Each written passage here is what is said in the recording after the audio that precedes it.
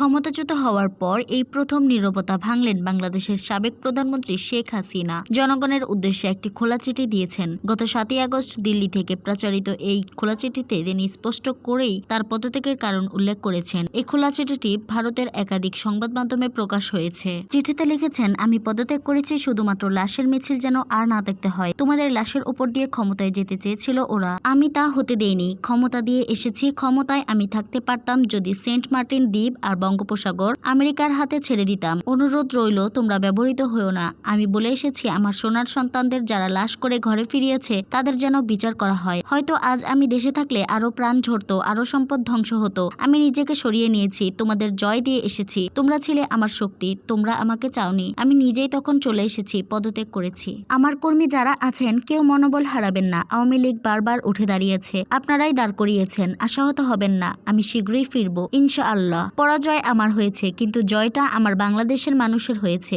যে মানুষের জন্য আমার বাবা, আমাদের পরিবার জীবন দিয়েছে। খবর পেয়েছি ইতিমধ্যে অনেক নেতাকর্মীকে হত্যা ও বাড়ি ঘরে ভাঙচুর, অগ্নিসংযোগ করেছে। আল্লাহ অবশ্যই আমাদের সহায় হবেন। আমি আমার কোমলমতি শিক্ষার্থীদের আবারও বলতে চাই, আমি কখনোই তোমাদের রাজাকার বলিনি। আমার কথাটা বিকৃত করা হয়েছে। ওই দিনের সম্পূর্ণ ভিডিও তোমাদের দেখার অনুরোধ রইল। তোমাদের বিপদগ্রস্ত করে একদল তার সুবিধা নিয়েছে। তোমরা ঠিকই তা একদিন অনুধাবন করতে পারবে বলে আমার বিশ্বাস। ভালো থেকো আমার দেশের মানুষ, ভালো রেখো আমার সোনার বাংলাকে।